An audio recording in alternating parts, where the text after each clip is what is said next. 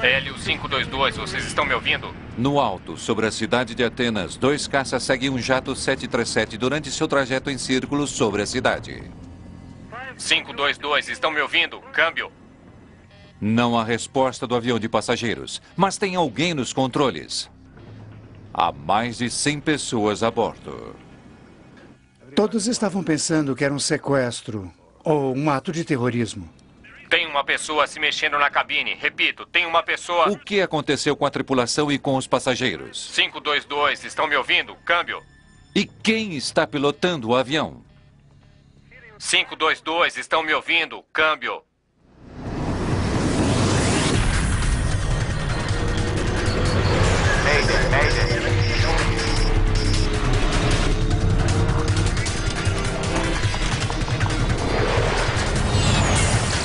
Mayday, desastres aéreos.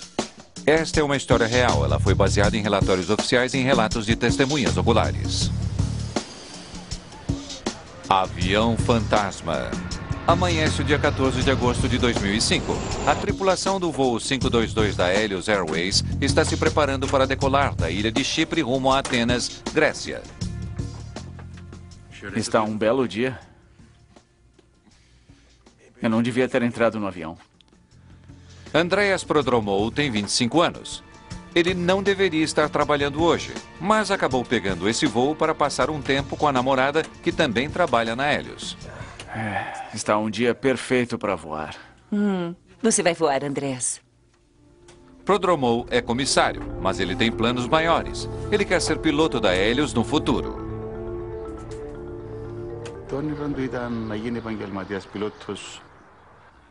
Seu sonho era ser piloto profissional.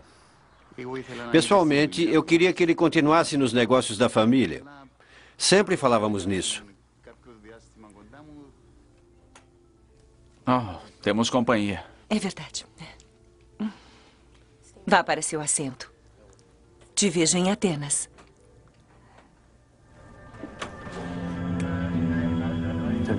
Na cabine de comando, a tripulação está ocupada com os preparativos de rotina referentes à decolagem. O dia está claro. O capitão Hans Merten é um alemão oriental, um piloto contratado pela Helios para trabalhar durante a temporada mais agitada durante os feriados. Está tudo pronto aí? Como? Você já está terminando tudo? Quase. Seu copiloto é de Chipre, Pambos Charalambos. Trabalhou exclusivamente para a Helios durante os últimos 5 anos. Antes de iniciar qualquer voo, as tripulações são obrigadas a executar várias verificações em vários equipamentos a bordo. É um procedimento de rotina, mas é necessário. Portas fechadas. Poderia levantar sua bandeja e colocar seu assento na posição vertical? A Helios é uma empresa de voos comerciais que vende passagens abaixo do custo para destinos na Grécia. É um final de semana de verão e o avião está lotado com famílias. Ao todo, há 115 passageiros neste jato. Se precisar de alguma ajuda, me avise. Já vamos decolar. São tarifas baixas sem muitas regalias. Eles nem servem um refrigerante durante os voos mais curtos. Mas eles oferecem mais oportunidades ao viajante que não tem muitos recursos. Paros Demétrios e Maria Ricou estão viajando para a ilha grega de Patros. Eles acabaram de ficar noivos. E eles tinham reservado esses dias de férias com 1 mês de antecedência, mais até. Era como uma lua de mel para eles. Comissários, por favor, dirijam-se a seus assentos. Preparar para a decolagem.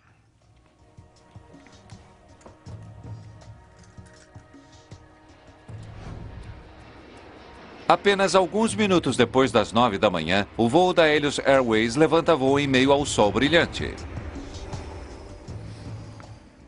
Controle de Nicósia, aqui fala o Helios 522. Permissão para altitude de cruzeiro, 340. Helios 522, permissão para nível 340 concedida. Tenha um bom dia. Nivelando para 340. 340.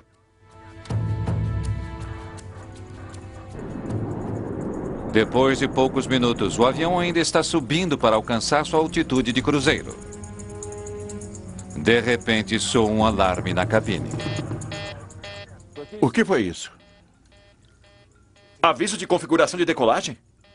A tripulação está confusa. O alarme de configuração de decolagem normalmente só soa no solo. Ele avisa ao piloto que seu jato ainda não está pronto para a decolagem. A tripulação não sabe por que ele está soando agora. Sem saber qual é o problema, o capitão fala por rádio com o centro de operações da Hélios no aeroporto de Larnaca, em Chipre. Operações, aqui fala o voo 522, câmbio. Voo 522, posso ajudá-los? O aviso de configuração de decolagem acabou de soar. Como? O aviso de configuração de decolagem acabou de soar. Não deve ser nada. Aviso quando o avião se nivelar. Com o primeiro alarme ainda soando na cabine, as coisas se tornam ainda mais confusas. Em seguida, o alarme principal liga. Isso pode indicar que alguns dos sistemas a bordo estão superaquecidos. Agora foi o alarme principal que ligou. Vou chamar um engenheiro, 522. Um minuto. Um minuto. O que foi? Não estou entendendo qual é o problema. Voo 522, como posso ajudá-los? As luzes das ventoinhas de resfriamento estão ligadas. Desculpe, pode repetir? Enquanto os pilotos e os engenheiros no solo tentam resolver o problema dos dois alarmes, a maioria dos passageiros nem faz ideia de que há um problema, até que... Fiquem todos calmos. Permaneçam sentados. Por favor, ponham suas máscaras de oxigênio sobre a boca e o nariz. As orientações são que a pessoa se proteja, pegue uma máscara de oxigênio e permaneça sentada. Se puder ajudar outros passageiros a pôr suas máscaras, pode e deve ajudá-los. Mas não se pode arriscar a segurança de nenhum membro da tripulação para ajudar um passageiro que esteja 5 ou 6 fileiras na sua frente. O procedimento correto é pegar uma máscara, colocá-la e esperar que a aeronave fique nivelada ou comece a descer. Ninguém no avião sabe qual é o problema. Eles estão esperando informações da cabine de comando. Os pilotos não sabem que as máscaras de oxigênio na cabine foram baixadas e eles ainda não sabem por que seu aviso de configuração de decolagem está ligado, nem porque seus sistemas estão superaquecendo. Ambas as luzes de resfriamento de equipamento estão ligadas. Isso é normal. Poderia confirmar seu problema? O engenheiro no solo está lutando para conseguir ter um quadro mais claro do que está acontecendo no ar. As luzes estão acesas. Você poderia confirmar se o painel de pressurização está no automático? Onde ficam os corta-circuitos do resfriamento de equipamento? Atrás do assento do capitão. Consegue vê-los? O que está acontecendo? Tem alguma coisa errada com o sistema elétrico. Eu estava lá para pegar uma coisa, sei lá, só sei que estava ali. Eu pensei, não de novo, um de nossos problemas. Então, eu saí de lá. Bom, boa sorte. O problema não parece sério, mas à medida que o avião continua a subir, os passageiros continuam sem receber nenhuma mensagem da cabine. Hélios 522, estão vendo os corta-circuitos? E agora o engenheiro no solo perde contato com a aeronave. Hélios 522. Estão me ouvindo? Passaram-se menos de 30 minutos desde a decolagem e o voo 522 ainda está em seu curso. O avião está sobrevoando o mar Mediterrâneo e está indo em direção a Atenas. Deja llevar mucho por la cabeza. Que estoy gorda, que estoy gorda, que estoy gorda. O mais perigoso para a saúde deles são os seus Nat Geo. Hélios 522. Estão me ouvindo? Logo depois de ter deixado a ilha de Chipre, 2 alarmes diferentes soaram no avião. A tripulação estava tentando resolver o problema com a ajuda dos engenheiros no solo. Mas agora, o contato pelo rádio com o avião foi perdido. O controle de tráfego aéreo não tem nenhuma resposta do piloto nem do copiloto. Os voos para a Grécia normalmente levam 1h30, mas o jato de passageiros foi visto no ar por mais de 2 horas, dando voltas em um padrão de espera. Soubemos que tinha um jato voando para dentro do território grego e que não tinha comunicação. Todos estavam pensando que era um sequestro ou um ato de terrorismo. Mais de 3 milhões de pessoas vivem em Atenas. A queda de um avião sobre a cidade causaria uma terrível perda de vidas inocentes. Era um avião desaparecido. Poderia haver a possibilidade de sequestro ou um ato de terrorismo, então resolvemos envolver os militares. A Força Aérea Grega envia 2 de seus caças mais sofisticados para investigar o avião da Hélios. Hélios 522, estão me ouvindo? Câmbio. Mas os pilotos não estão conseguindo nenhuma resposta. Um dos jatos voa mais próximo da cabine. Tem alguém no assento do piloto caído sobre os controles. Mas não há sinal do capitão. O piloto do caça manda um rádio para o controle de tráfego aéreo em Atenas. Atinai ACC, tem uma figura na cabine do Hélios 522. Ele parece estar desmaiado. Atinai ACC, verificando o avião. Ele consegue ver os passageiros em seus assentos, mas nenhum deles reage à presença do caça.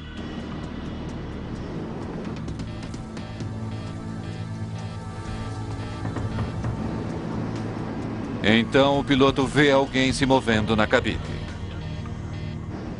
Controle de tráfego aéreo. Tem uma pessoa se movendo na cabine do avião. Repito, tem uma pessoa se movendo na cabine do avião. Hélios 522, estão me ouvindo? Câmbio. Hélios 522, estão me ouvindo? Voo 522, aqui fala o controle de Atinai. O caça continua acompanhando o jato, mas não há nenhuma resposta da cabine. Um deles estava numa posição de atirar atrás do 737. O outro estava perto da cabine e estava tentando se comunicar visualmente com a pessoa na cabine. De repente, o 737 vira para a esquerda e começa uma rápida descida. Atinai ACC, o Hélios 522 está virando de maneira acentuada. Estamos seguindo. De mais de 10 mil metros, o avião mergulha em direção ao solo. Então, a 2.100 metros acima do solo, a pessoa no assento do capitão percebe o caça pela primeira vez. Mas eles não trocam nenhuma palavra. Nem o piloto do caça, nem o controlador de tráfego aéreo local conseguem fazer contato com o jato.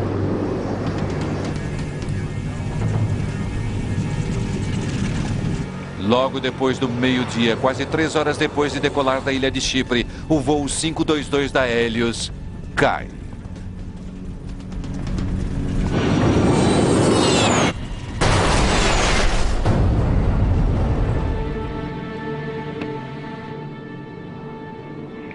Atinai ACC, o Hélios 522 caiu. Repito, o Hélios 522 caiu na colina Gramatico. Câmbio. Os bombeiros e as equipes de resgate correm até o local do acidente. Não há sobreviventes. O comissário Lazarus Temetsian está chocado pelo que houve no centro de operações da companhia. Foi a cena mais caótica que eu já vi. Quando eu voltei, o nosso controlador de operações disse que havia perdido a aeronave e seus olhos estavam marejados. A Hélios é uma empresa pequena, com apenas 3 jatos. Os membros da tripulação trabalhavam juntos há anos. Para Paul Simeonides, as notícias sobre o acidente foram particularmente terríveis. Ele e a noiva dele são comissários da companhia. Eu acho que foram os 30 piores minutos da minha vida seguindo aquela imagem, porque a Vitória estava viajando aquela manhã para Glasgow. O irmão dela e todas as pessoas que conhecíamos estavam me ligando para saber se eu estava vivo, se a Vitória estava viva e o que havia acontecido. Sabíamos que levava 1h30 até a Grécia. Então, provavelmente, não era aquele avião e levamos cerca de 3 horas para descobrir que o Paros e a Maria estavam naquele avião. O pai de Andreas Prodromou não sabia que o filho dele tinha sido chamado para completar a tripulação do voo 522. Me disseram que o radar perdeu o voo do Hélios e que os controladores do tráfego aéreo não conseguiam fazer contato com eles. Eu fiquei preocupado. Liguei para o celular do Andreas. Ele estava sempre com esse celular, mas infelizmente ele não atendeu. Depois desse telefonema, senti o chão sumir debaixo dos meus pés. Foi o pior acidente aéreo da história da Grécia. Mais de 121 vítimas são de Chipre. A pequena nação-ilha declara 3 dias de luto depois do acidente.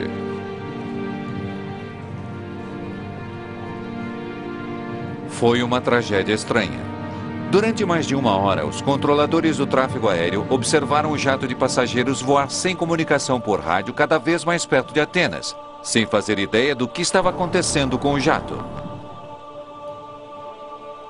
Agora, peça por peça, os investigadores estão tentando descobrir. Então subimos a colina e lá estávamos nós, enfrentando aquela situação que estava além de qualquer descrição. Eu vi uma grande área na minha frente pegando fogo, tudo negro. Por ali, pessoas por todo lado, pedaços espalhados do avião.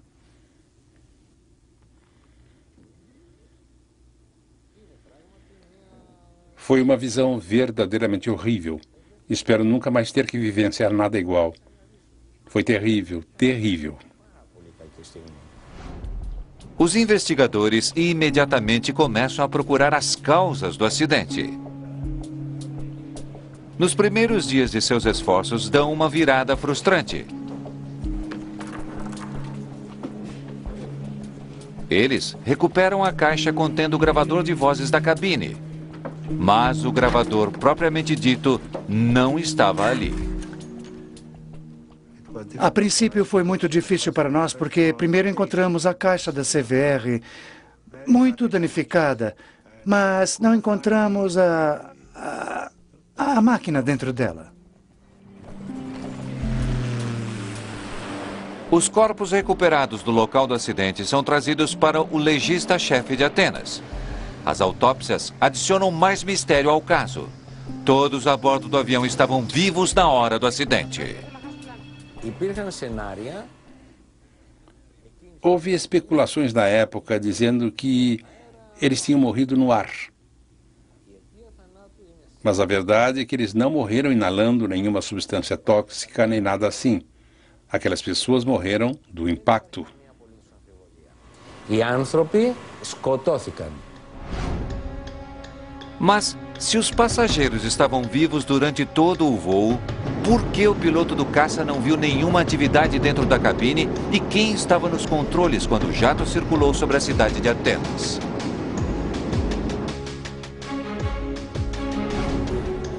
Quando os investigadores encontram as amostras de tecido nos restos mortais na cabine, eles fazem uma terrível descoberta.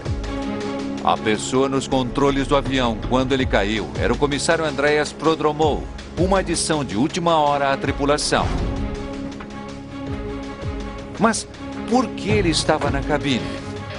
Será que ele estava tentando salvar o avião ou ele deliberadamente levou a aeronave para a tragédia? Vários dias depois de encontrar a cobertura exterior do gravador de vozes da cabine, os investigadores encontram o gravador propriamente dito. Quando o chefe dos investigadores, Solax, ouve os momentos finais do voo, ele obtém a resposta para uma pergunta vital. Mayday. Mayday. Não foi um ato terrorista. Hélios Airways. Voo 5. Prodromou estava pedindo ajuda. Mayday. Mayday. Solax ouve 5 chamados de Mayday na fita, embora nenhum deles tinha sido ouvido pelos controladores de tráfego aéreo.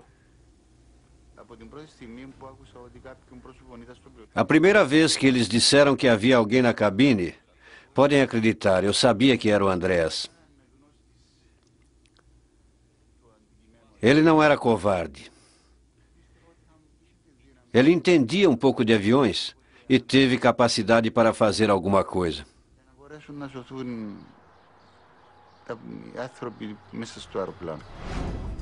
Na verdade, Prodromou tinha licença de piloto. Foi seu primeiro passo em direção a seu objetivo de se tornar capitão da Hélios. Está um dia perfeito para voar. Você vai voar, Andrés. Mas nem todo o seu treinamento o ajudaria a salvar o avião. Quando ele foi visto nos controles, o voo 522 já estava no ar há quase 3 horas. E a razão de o voo da Hélios parecer ter se afastado dos F-16 que o estavam seguindo era porque os tanques da esquerda ficaram sem combustível. Não importa o que fez os alarmes soarem, a razão do acidente foi simples. A DFDR e a CVR nos deram uma prova absoluta de que o avião ficou sem combustível. E essa foi a causa do acidente.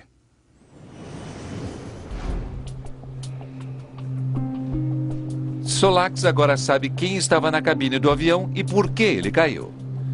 Mas para entender completamente o mistério, ele precisa de mais informações. Mayday. Seus investigadores descobrem um histórico suspeito de problemas de manutenção com os jatos da Hélios.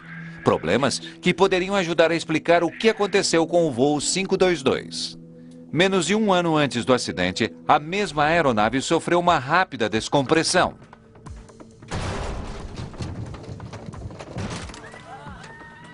Lazarus Demetrian trabalhou naquele voo. Eu estava na parte de trás da aeronave na época. Houve um estalo metálico, um som, um estalo e... as máscaras de oxigênio caíram de seus compartimentos. Cada passo que eu dava era com dificuldade. Era difícil me mover, respirar. Na verdade, eu estava começando a ficar sem ar. À medida que o avião começou a descida imediata a 3.300 metros, tudo o que Demetrian pôde fazer foi permanecer com o cinto e esperar. Quando o avião atingiu uma altitude segura, Demetrian fez uma inspeção na porta de trás e ficou chocado com o que descobriu. Eu notei que a porta de trás não estava totalmente trancada. As dobradiças em cima e embaixo da porta estavam fora do lugar. Eu até passei a mão para verificar melhor. Não houve feridos. O avião fez uma aterrissagem de emergência e a porta foi inspecionada. Houve outros problemas mais recentes também. Um engenheiro de solo da Hélios diz a Solax que no dia do acidente com o voo 522, esse avião teve outro problema na porta traseira. Quando verificamos o diário de bordo daquele voo, vimos que teríamos que fazer uma manutenção não agendada. O avião tinha chegado em Chipre pouco depois da meia-noite do dia 14 de agosto. A tripulação na cabine tinha ouvido barulhos altos e viu gelo na porta de trás do avião durante o voo. Ele estava com o horário marcado para decolar outra vez horas depois. Logo após a aterrissagem, os engenheiros começaram a verificar o problema. Para ter certeza de que não havia nada de errado com a tranca na porta, os engenheiros fazem um teste de pressurização. Durante um voo normal, os motores de um avião forçam a entrada de ar dentro do avião. Para garantir que o oxigênio circule durante a viagem, pequenas válvulas na parte de trás permitem que um pouco desse oxigênio vaze. Um avião pressurizado é como uma lata pressurizada. A gente pressuriza o avião de modo que as pessoas possam sobreviver ao ambiente em que o avião precisa operar. Mudando unidade de controle de pressurização digital de automático para manual. Com os motores do jato parados, o engenheiro usa a unidade de força auxiliar do avião para forçar o ar dentro da aeronave e a cabine fica pressurizada durante vários minutos. É como procurar um furo em um pneu. Nesse caso, o que você precisa fazer é pressurizar a aeronave, usar um barômetro para monitorar a pressão dentro do avião e procurar os vazamentos dessa maneira. Mas não há indicações de que tenha ar escapando pela porta de trás. Nesse caso, eles acharam que estava tudo bem e terminaram o teste. O jato inteiro parece estar funcionando normalmente. Depois de executar uma série de procedimentos extras de manutenção de rotina, os engenheiros assinam o diário de bordo. Os investigadores estão em um beco sem saída. Uma descompressão explosiva poderia explicar os trágicos eventos do voo 522. Se o oxigênio tivesse sido sugado de repente para fora do avião, todos a bordo poderiam ter desmaiado. Mas os engenheiros não detectaram problema. Quando os caças se aproximaram do avião perto de Atenas, nenhum dano foi avistado. Não havia indicações de que a fuselagem estivesse perfurada. Os investigadores ainda estão lutando para resolver o mistério. O que fez os passageiros e a tripulação do voo 522 da Hélios desmaiarem? E por que um dos comissários aparentemente não foi afetado? A descoberta de um pequeno botão detém a chave de todo o acidente. Nat Geo. O acidente com o voo 522 foi um dos mais misteriosos já ocorridos. Hélio 522, estão me ouvindo? Câmbio. Tudo o que os investigadores sabem com certeza é que logo depois da decolagem a tripulação parou de se comunicar com os controladores de tráfego aéreo. Hélio 522, câmbio. Eles ainda não sabiam o que acontecera com o capitão e o resto da tripulação. Me diga o que aconteceu no dia do voo. Eles se concentram na conversa entre o piloto e o engenheiro da Hélios logo depois da decolagem. Depois que o avião ultrapassa os 3.700 metros, um alarme soa na cabine.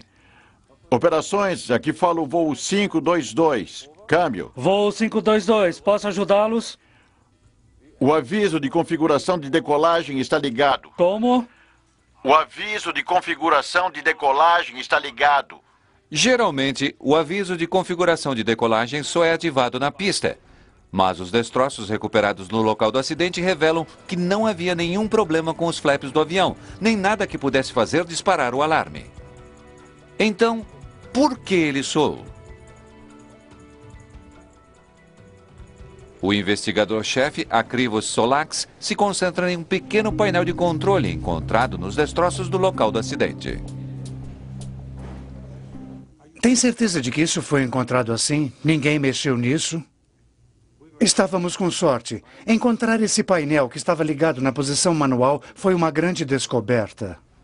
O painel de pressurização P5 garante que os passageiros tenham ar suficiente para respirar, mesmo em grandes altitudes. Normalmente, a pressurização acontece automaticamente. À medida que o jato sobe, seus motores forçam o ar para dentro do avião, à medida que esse atravessa os céus. Mas quando o botão de pressurização é colocado no manual, tanto o piloto quanto o copiloto são responsáveis por manter a atmosfera do avião usando um controlador. Então explique outra vez como você testou a pressão. Eu entrei na cabine e deixei o botão do pressurizador no manual. Solax fica sabendo que durante a verificação da manutenção no avião da Hélios, os engenheiros de solo mudaram o P5 para a posição manual. Isso os permitiu usar os geradores a bordo para testar os selos de pressão na porta de trás do avião sem ligar os motores. Quando o teste terminou, eles não voltaram o botão para o automático. O procedimento de pressurização da aeronave tem a ver com estabelecer o sistema de pressurização do alto para manual. Eles deveriam ter retornado o seletor à posição alto.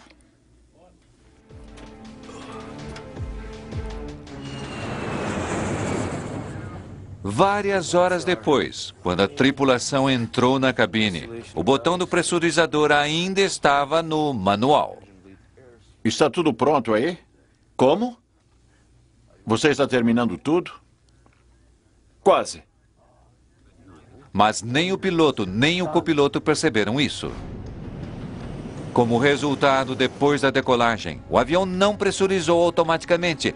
E quanto mais alto o avião subia, mais rarefeita a atmosfera ficava. O fato de os engenheiros não terem colocado o botão de volta no automático representou um perigo mortal escondido. Tem certeza de que foi assim que isso foi encontrado? Ninguém mexeu nisso? Solax acredita que esse painel pode ter sido a chave para a tragédia. Deixando o botão no manual pode ter levado a outros problemas que o avião enfrentou. Para provar que está certo, ele dá um passo incomum.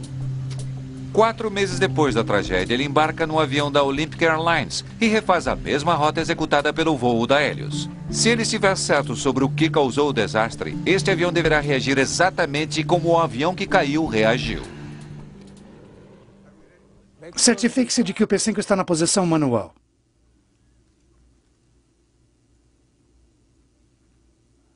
Está difícil de ver. Na cabine, Solax pede que a tripulação deixe o botão de pressurização para manual.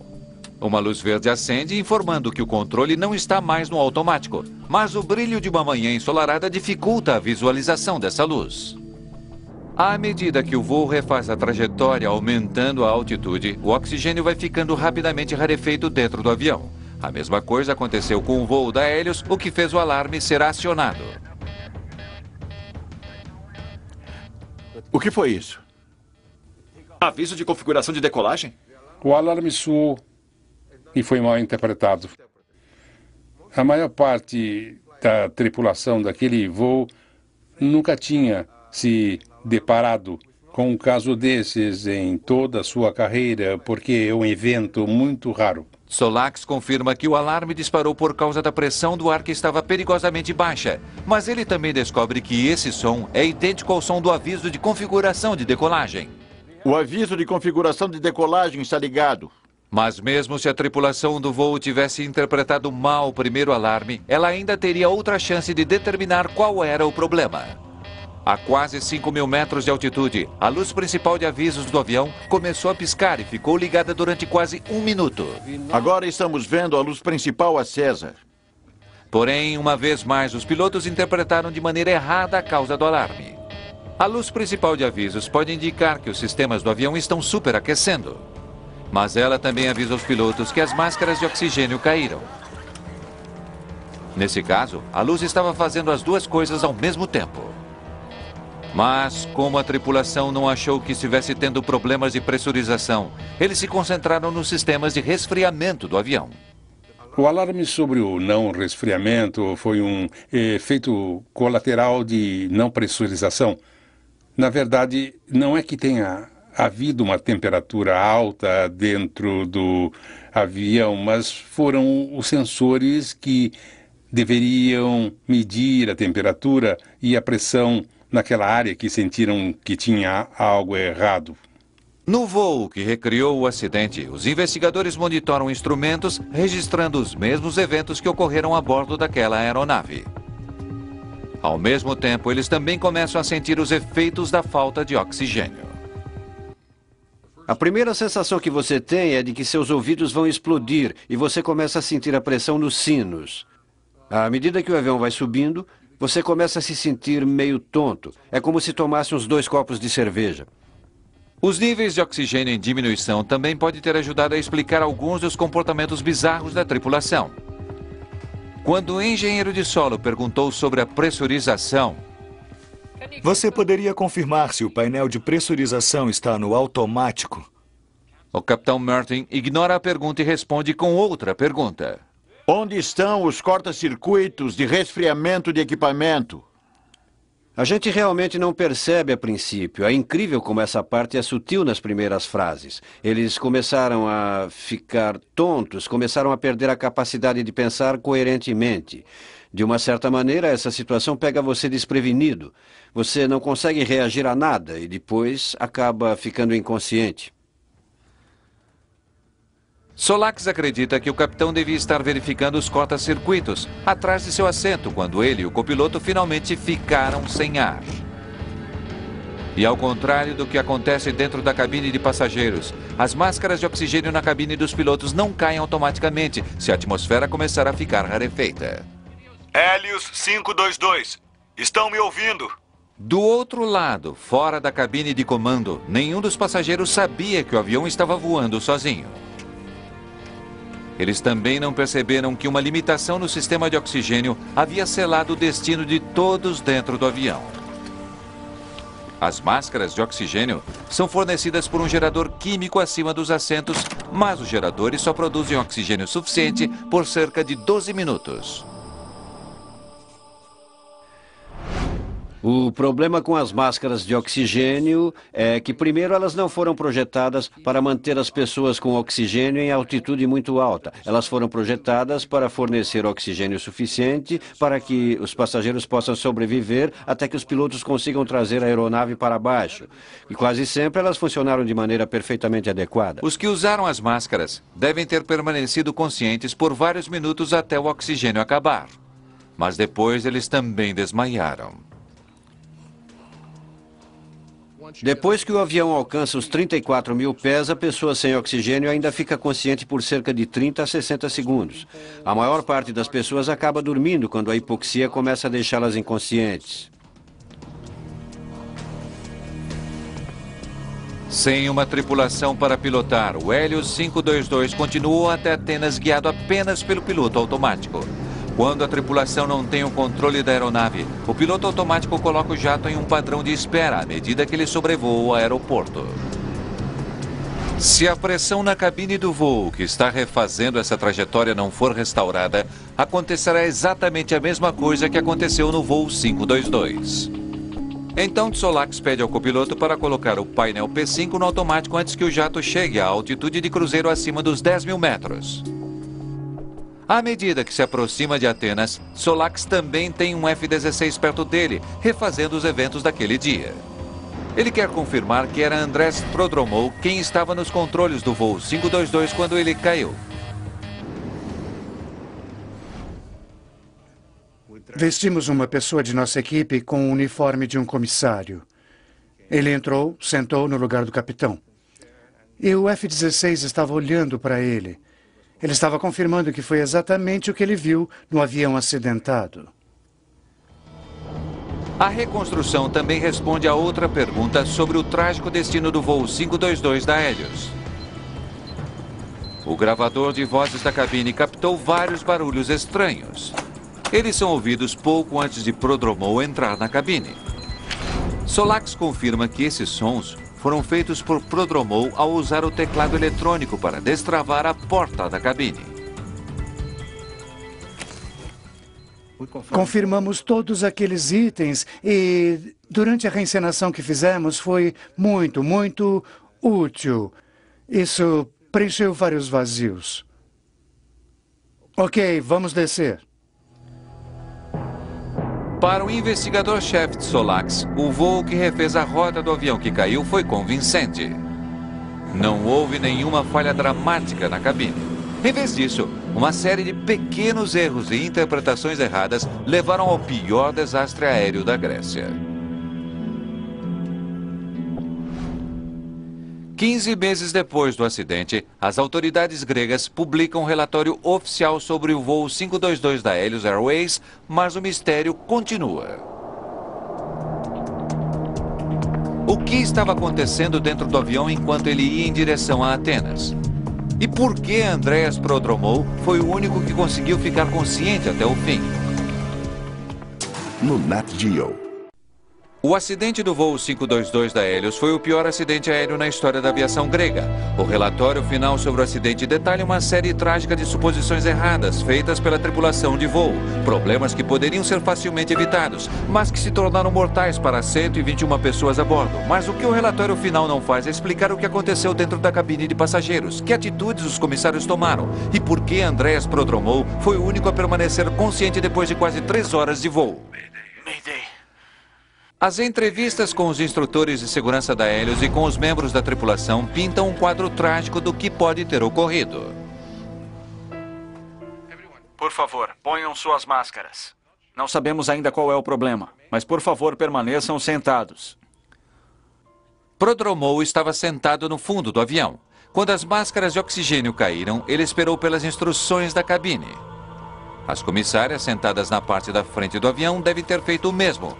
mas nenhuma delas esperou muito tempo. Fizemos disso uma questão na Hélios para enfatizar que os tripulantes que estão na cabine não devem depender totalmente dos procedimentos, mas devem pensar por si próprios e adaptar-se a qualquer tipo de situação. Em muitas despressurizações, o avião desce rapidamente, mas à medida que os minutos se passavam no voo da Hélios, o avião continuava a subir. Sem saber o que estava acontecendo, Prodromou deve ter tentado contatar a tripulação na cabine. Capitão Merton? Mas ele não obteve resposta. Poderia nos dar uma atualização, por favor, Capitão Merton? Sem ouvir resposta da cabine, ele logo deve ter percebido que não se tratava de uma despressurização normal. Quando não houve resposta da cabine e a aeronave não iniciou seu procedimento de descida de emergência, não houve protocolo, mas deveria ter havido. A essa altura, Prodromou deve ter sentido que havia alguma coisa terrivelmente errada.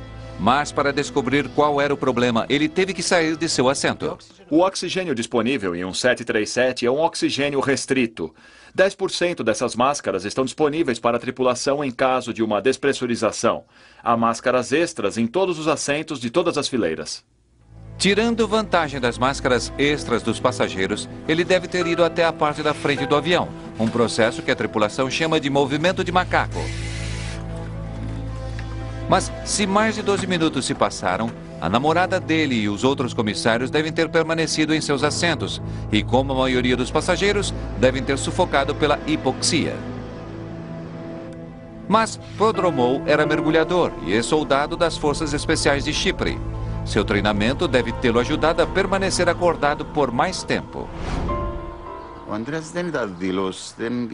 Andreas não era um covarde. Ele era corajoso. Não tinha medo de nada e era muito calmo. Mas para sobreviver depois que o sistema de oxigênio dos passageiros parou de funcionar, ele precisava de outra solução. O 737 tinha 4 garrafinhas portáteis de oxigênio. Cada uma delas duraria por mais de 1 hora. Todas as 4 garrafinhas de oxigênio foram encontradas no local do acidente. Aparentemente 3 delas foram usadas. Quando o piloto do F-16 viu Prodromou na cabine pouco antes do acidente, pode não ter sido a primeira vez que ele estivera ali. Como fez no final do voo, ele deve ter usado o código de segurança para destravar a porta antes.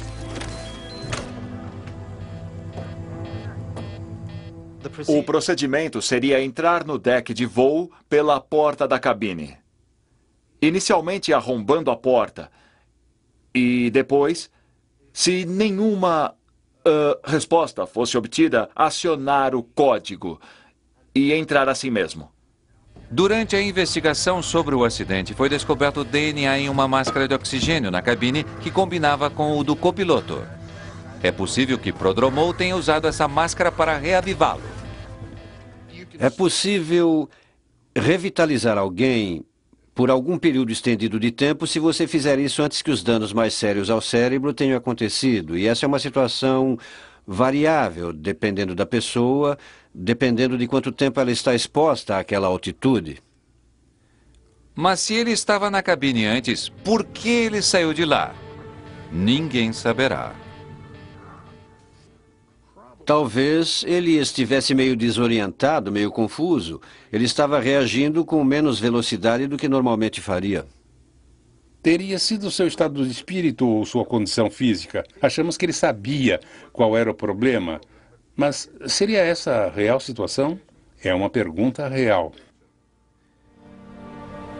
Depois de 3 horas no ar, todos os que não tinham usado oxigênio extra já estavam inconscientes. À medida que se aproxima de Atenas, o voo 522 agora é um avião fantasma.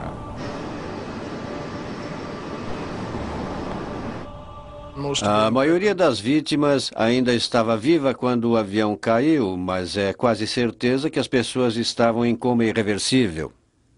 A hipoxia não dói mais do que cair no sono. Mas para Andreas Prodromou, o voo deve ter sido um pesadelo. À medida que o caça tentava alcançar o jato e com o oxigênio acabando, ele deve ter sabido que ele também estava ficando sem tempo. Mas mesmo assim, até o final ele não desistiu. Prodromou fez uma última tentativa para salvar o avião. Quando volta à cabine, o jovem comissário que sonhava em se tornar piloto chama ajuda. Mas ninguém consegue ouvi-lo. Provavelmente porque o rádio ainda estava ligado na frequência de Larnaca, o aeroporto de Chipre, de onde o avião tinha decolado. Lutando contra a hipoxia e tentando controlar um avião maior do que qualquer outro que ele já tivesse pilotado, Prodromou estava em uma situação impossível. Mesmo se ele tivesse conseguido tentar aterrissar o avião, agora era tarde demais. O voo 522 estava sem tempo e sem combustível.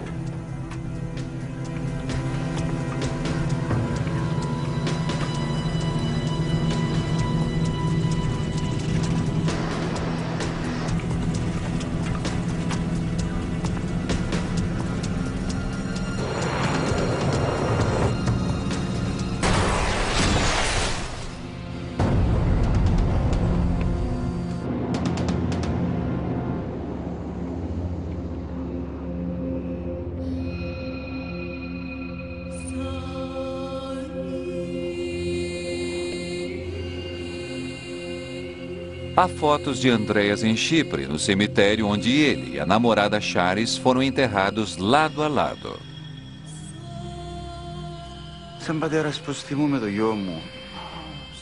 Como pai dele, meu filho está na minha frente.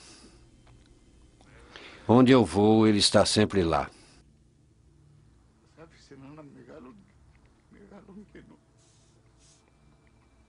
Ele deixou um vazio muito grande. Nunca iremos superar isso. Há fotos na Grécia também. Nas colinas ao norte de Atenas, onde o voo 522 caiu, há fotografias desbotadas de muitos dos que morreram. Iluminadas pelo brilhante sol do Mediterrâneo, elas estão sobre o terreno antigo e acidentado, testemunhando em silêncio um dos acidentes aéreos mais trágicos e bizarros do mundo.